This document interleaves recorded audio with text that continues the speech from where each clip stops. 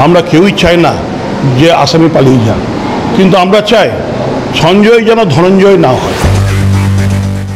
আপনাদের মনে আছে ধনঞ্জয়ের কথা? বাম আমলে ধর্ষণের দায়ে যার ফাঁসি হয়েছিল। এই ফাঁসি নিয়ে নানা বিতর্ক দানা বেঁধেছিল। অনেকেরই দাবি ছিল প্রভাবশালীদের আড়াল করতে বলি দেওয়া হয়েছিল ধনঞ্জয়কে। আরজিকর কাণ্ডে এবার সেই ধনঞ্জয় প্রসঙ্গ সামনে এনে খোদ মুখ্যমন্ত্রীর মতলব স্পষ্ট করে দিলেন তারই মন্ত্রিসভার কারামন্ত্রী চন্দ্রনাথ সেনা। সিউড়িতে তৃণমূলের এক সম্বর্ধনা সভায় হাজির হয়েছিলেন তিনি।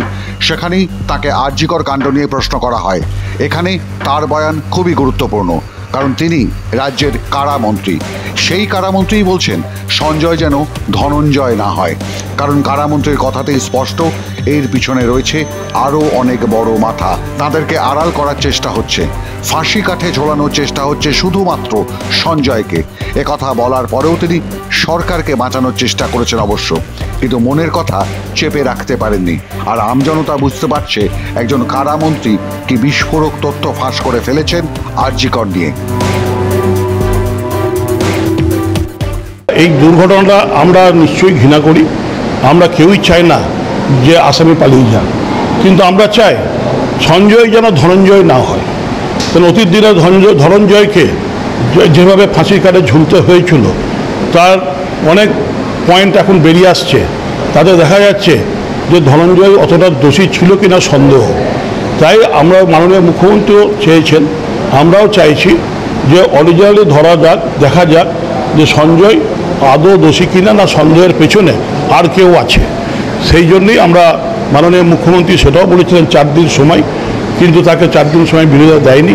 হাইকোর্টের অর্ডারে সিবিআই এসছে।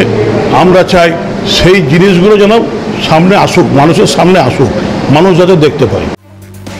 খোদ কারামন্ত্রীর এহেন মন্তব্য নিয়ে প্রতিক্রিয়া দিতে স্বাভাবিকভাবেই দেরি করেনি বিজেপির বীরভূম জেলা সাংগঠনিক সভাপতি ধ্রুব সাহা। মন্ত্রী সত্য কথা ফাঁস করে দেওয়ায় ধন্যবাদ জানিয়েছেন তিনি, আর একই সঙ্গে প্রশ্ন তুলেছেন মুখ্যমন্ত্রীর মতলব নিয়েও।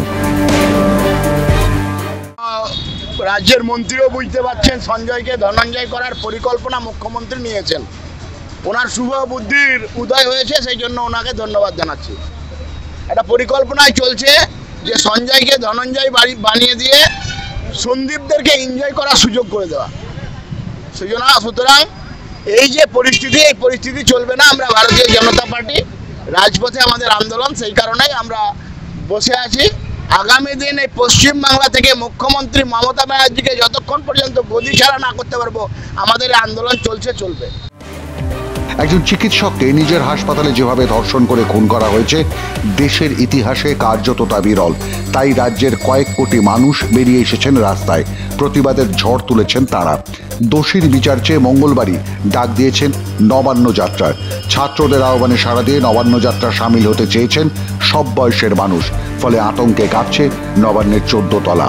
আর সেই আতঙ্ক থেকেই সত্যি কথাটা বলে ফেলেছেন কারামন্ত্রী। কারামন্ত্রীর এই মন্তব্য নিয়ে কি আদৌ কোনো প্রতিক্রিয়া দেবে রাজ্যের মুখ্যমন্ত্রী? জানতে চাইছে গোটা বাংলা। মাধ্যম ব্যুরো রিপোর্ট।